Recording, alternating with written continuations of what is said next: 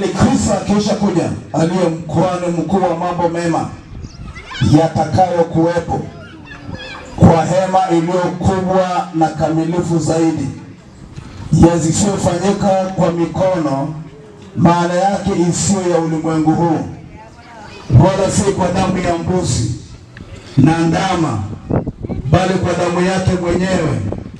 Aliingia mara moja tu katika patakatifu, akiisha kupata ukombozi wa milele. Kwa maana ikiwa damu ya mbuzi na mafahali na ya majivu ya ndama ya ng'ombe walionyunyiziwa wenye uchafu utakasa hata kuusafisha mwili, basi si zaidi damu yake Kristo, ambaye kwamba kwa Roho wa milele alijitoa nafsi yake kwa Mungu kuwa sadaka isiyo na mawaa, itawasafisha dhamiri zenu na matendo mafu, hata kumwabudu Mungu aliye hai. Waraka wa Petro, nani mfahamu kwamba mlikombolewa si kwa vitu viharibikavyo, kwa fedha au dhahabu, mpate kutoka katika mwenendo wenu usiofaa mliopokea kwa baba zenu, bali kwa damu ya thamani kama ya mwana kondoo asiye na hila, asiye na waa, yaani ya Kristo. Jina la Bwana libarikiwe sana. Amina. Nataka nikuletee somo lenye kichwa kinachosema ukuu wa dhabihu ya Kristo kwa ukombozi wetu. Ukuu wa dhabihu ya Yesu Kristo kwa ukombozi wetu. Ukuu wa dhabihu ya Yesu Kristo kwa ukombozi wetu. Tunaposoma kwenye Biblia ina maagano mawili. Kuna agano la kale na kuna agano jipya, na yote inajumlisha jumla ya vitabu 66 yaliyoandikwa katika neno la Mungu.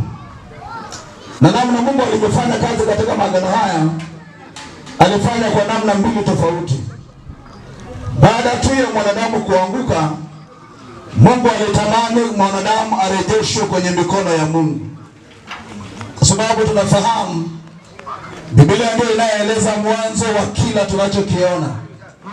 Kama tukiona dunia na kila kinachoonekana, mwanzo wake umeelezwa umetokeaje. Lakini pia maisha ya mwanadamu yanaelezwa vizuri ilivyotokea. Jina la Bwana Yesu libarikiwe sana. Na maisha haya mwanadamu, Mungu alipomuumba mtu alikuwa ametamani kukaa na Mungu milele, lakini dhambi ikamfarakanisha mwanadamu na Mungu. Kwa sababu ya dhambi na makosa yake, Biblia inaonyesha yule mtu alitengwa na alifukuzwa. Kwa nini alifukuzwa kwenye mazingira ya kimungu? Ni kwa sababu Mungu hapendi maisha yasiyofaa. Mungu hapendi maisha yasiyofaa. Kwa hiyo mwanadamu huyo akatengwa. Na ndio maana mpaka leo mtu akiwa na mahusiano na Mungu ni jambo jema, lakini akikosea na kukataa kwenda kwenye kusudi na kwenye sheria ya Mungu, basi kuna namna ambavyo anaweza pia kutengwa hata leo. Na ndio maana makanisa ya Kipentekoste yana utaratibu ya kutenga watu. Ndio maana kuna utaratibu. Kwa hiyo Biblia inasema Mungu akamtenga yule mtu, akamuondoa kwa sababu ya namna ambavyo alikosea na kwenda kinyume na mapenzi ya Mungu. Na ndivyo Mungu alivyokuwa ametamani kuwa naye milele. Lakini kwa sababu Mungu alitamani mwanadamu awe na uhusiano na Mungu, Biblia inasema Mungu akatengeneza njia. Kwenye agano la kale kulikuwepo na taratibu ambazo Mungu ameziweka. Watu walikosea ni sawa, wakihitaji kutengeneza wanapaswa kufanya nini? Mungu alitengeneza njia mbalimbali. Kwenye agano la kale kulikuwepo na njia ambazo Mungu amezitengeneza. Kulikuwepo na dhabihu ambazo Mungu aliziandaa, na dhabihu hizi zilianza kwa Mungu mwenyewe. Adamu alipokosea, Biblia inasema alichinja mnyama, na ile ngozi ya yule mnyama akawavalisha Adamu na Hawa ili kuficha aibu yao, ili kuficha ile hali waliokuwa nayo ya kutokuwa na nguo. Ikatumika dhabihu ya wanyama, ikatumika ng'ombe, ikatumika mbuzi, ikatumika kondoo. Kulikuwa na vitu mbalimbali ambao vinatolewa kama dhabihu kwa ajili ya ukombozi wa mwanadamu, na mambo yale hayakuwa ni mambo ya kudumu. Biblia inasema ni vitu vilivyofanyika kwa muda, maana kila mwaka ilipaswa dhabihu itolewe, ilipaswa sadaka zitolewe. Bwana Yesu asifiwe.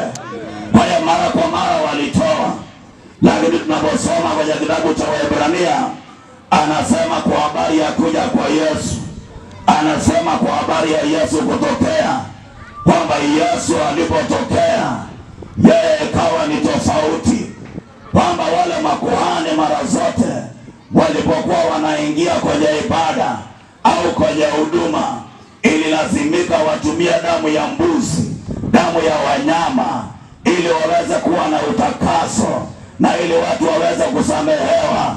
Ilikuwa ni kanuni kwamba damu lazima kwanza ifanyike, maana Biblia inasema pasipo kumwagika damu hakuna ondoleo la dhambi.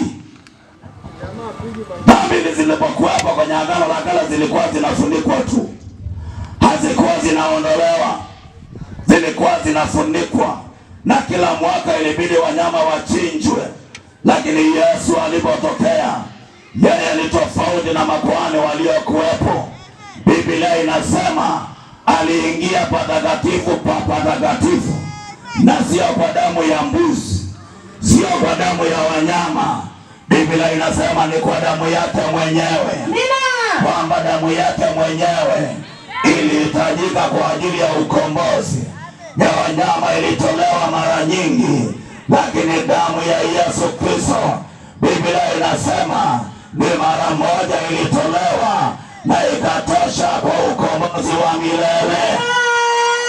Amen. Ndio maana haikuhitajika Yesu kufa mara nyingi. Ndio. Yesu alikufa zaidi ya miaka 2000 iliyopita, na mpaka leo damu yake inaokoa, na mpaka leo damu yake inaponya, na mpaka leo watu wanasamehewa.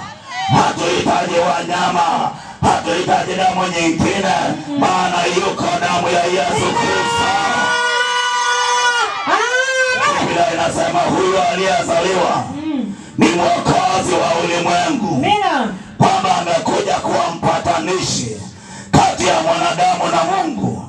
Watu waliokuwa wametengwa, watu waliokuwa wameenda mbali, kwa kupitia kuzaliwa kwake, kwa kupitia na kufa kwake, damu yake iliyomwagika msalabani inaweza kuleta upatanisho, inaweza kuondoa uadui, inaweza kuondoa mafarakano yaliyokuwepo kati yetu na Mungu. Amina. Ni mara moja tu.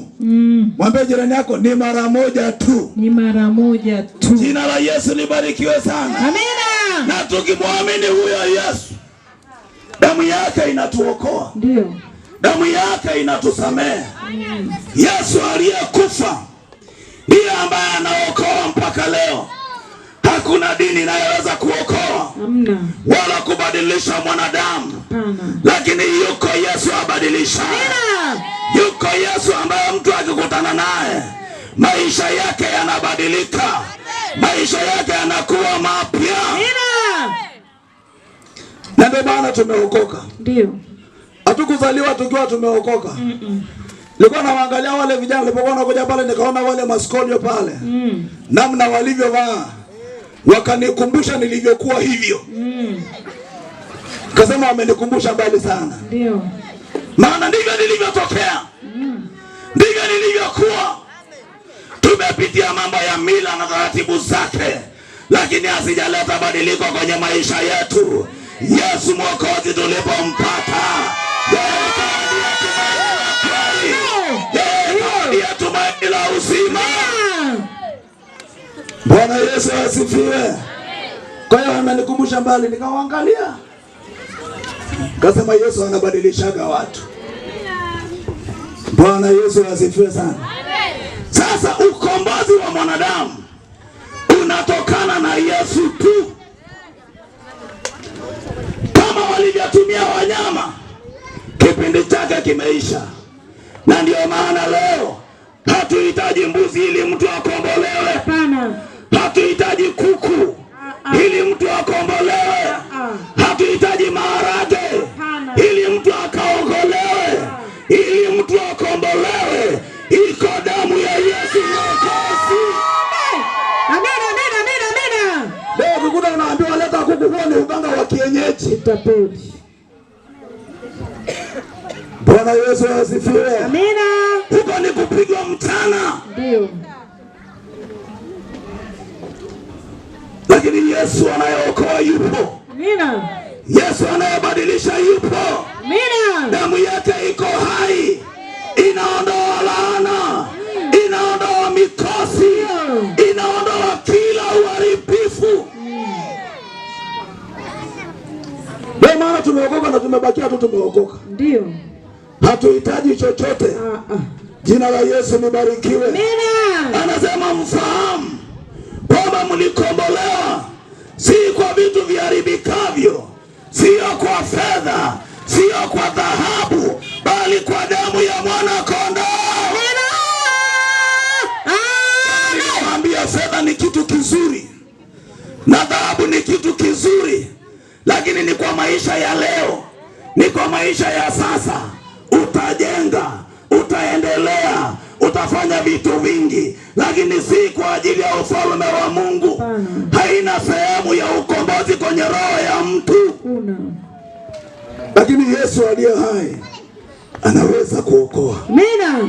Mwangalie jirani yako, mwambie ni Yesu tu aokoaye. Ni Yesu tu aokoaye. Mwambie tena ni Yesu tu aokoaye. Ni Yesu tu aokoaye. Jina la Bwana libarikiwe. Amina. Ukihitaji ukombozi, njoo kwa Yesu. Amen. Anaokoa. Ndio. Anaponya. Na wala hahitaji gharama. Kinachohitajika ni imani. Amina. Kwenye Agano Jipya lote, hebu sema Agano Jipya yote. Agano Jipya yote. Hakuna mtu alitoa sadaka ili akombolewe. Hakuna. Sadaka ya mbuzi, kondoo na vitu vyote viliishia kipindi kabla Yesu hajatokea. Alipotokea, yeye ni sadaka iliyojitosheleza. Amina. Wanyama imebaki kwa ajili ya sadaka ya shukurani. Imebaki kwa ajili ya sadaka ya kawaida, lakini sio sadaka ya kukombolewa. Utapeleka wanyama kumshukuru Mungu, lakini si ili ukombolewe. Utapeleka fedha umshukuru Bwana kwa yaliyokutendea. Utapeleka kama sadaka, lakini si ya kukombolewa. Ikishakuwa ishi ya ukombozi, mtafute Yesu. Amina. Naye atakuokoa. Naye atakuponya. Na atulipi chochote. Bwana Yesu asifiwe. Amina. Haleluya. Amen. Kwa hiyo Yesu Mwokozi anasema dhabihu yake ni bora. Dhabihu yake ni kuu. Kwa nini dhabihu yake imekuwa bora? Ni kwa sababu ni tofauti na dhabihu zingine zilizotolewa.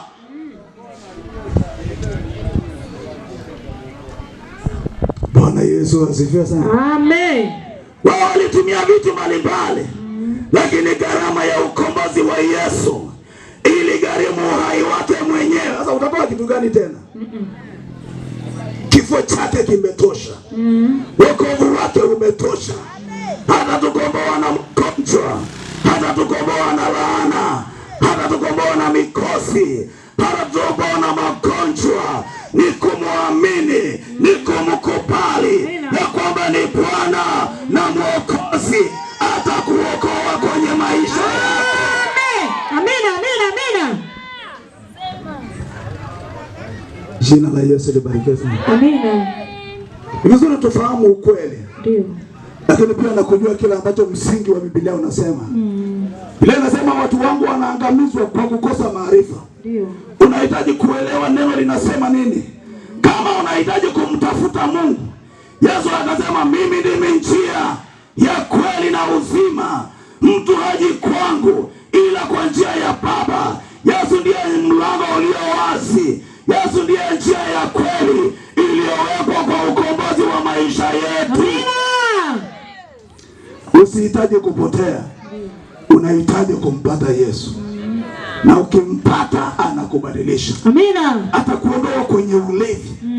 Atakuondoa kwenye ushirikina. Ndio. Bwana asifiwe. Amina. Tulienda kuhubiri mahali kwa timu inaitwa Simanjiro Fire Gospel. Tumekuwa tukihubiri maeneo mbalimbali katika Simanjiro na nje ya Simanjiro. Siku moja tulikuwa tunahubiri kwenye sehemu fulani inaitwa Langai. Tulipokuwa unahubiri pale, baada akaletwa mgonjwa mmoja. Mtu aliyekuwa anaumwa, anahitaji maombi, ameletwa aombewe. Baba yake kabla mtu wake hajaombewa akauliza, ni shilingi ngapi kumuombea? Ni huyu aombewe. Tukamwambia tunamuombea bure. Akasema niambieni vizuri, maana huyu ameugua, nimempeleka hospitalini, nimepeleka na kwa manabii, wamemuombea, na gharama iliyoliwa na watumishi ni kubwa kuliko ya hospitalini. Ameshalipa ng'ombe wengi. Kila nabii akija, leta ng'ombe, anapita na ng'ombe. Anakuja kesho mwingine, leta dume, anapita na dume. Leta mbuzi, anapita na mbuzi. Akasema niambieni ya kwenu ni bei gani? Mwambie nako haviuzwagi. Haviuzwagi. Mwambie tena haviuzwagi. Haviuzwagi. Biblia inasema umepewa bure, toeni bure. Unaifanyiaje vipawa vya Mungu biashara? Hapo sasa. Wengine ni wauza maji, kafungua duka la kuuza maji. Nimekuwa Kenya juzi, nimerudi tu juzi. Mtu mmoja ameuziwa maji na nabii, hela nyingi tu. Na karibu inaisha, anatakiwa akanunue nyingine. Watu wamefungua masoko, sio huduma. Haleluya. Amen. Haleluya. Amen. Hebu tupungiane hivi. Amina. Hebu tupungiane hivi. Amina. Haleluya. Amen. Wangapi wananipenda bado? Amina. Nawapenda sana wana Kiruani. Amina. Haleluya. Amen. Nawapenda mno. Nakutana mno na nimeshindwa kuombewa, nikombolewe kwa sababu sina mbuzi niliyoambiwa. Mtu ana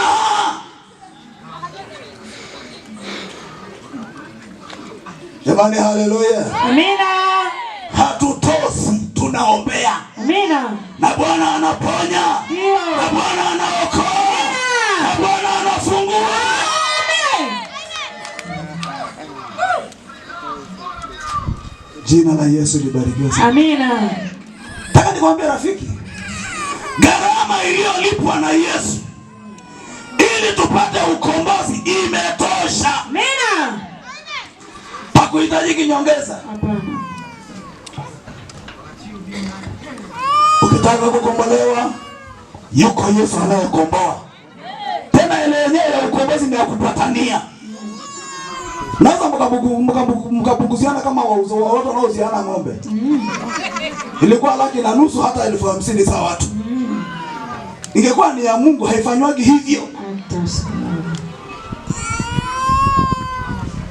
Jina la Yesu libarikiwe. Amen. Jina la Yesu libarikiwe. Amen. Jina la Yesu libarikiwe. Amen. Kiroani tumjua Mungu aliye hai. Imekuwa Kiroani kama kakona fulani hivi. Takupigwa na waganga wa kienyeji. Takupigwa na matapeli wa kila aina. Maisha yenyewe ni haya ya shida. Alafu laki imepita hivi hivi, imepita hivi hivi. Imepita hivi hivi.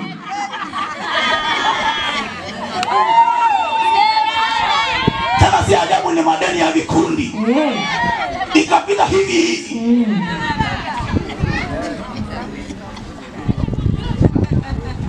Halo.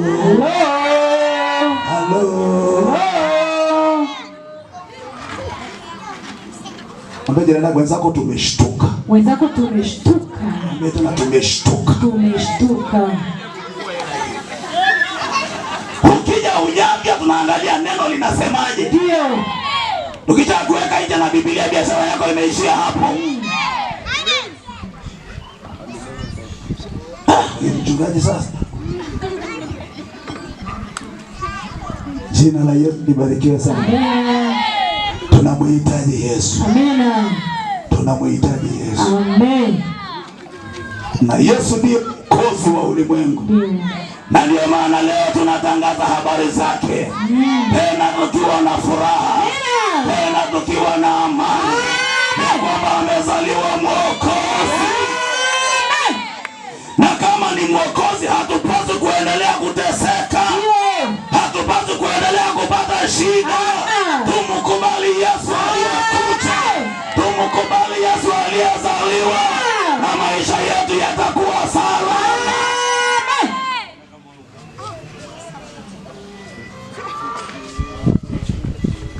Mbona jirani yako vipi? Vipi hapo? Muulize wewe, uko salama? Uko salama?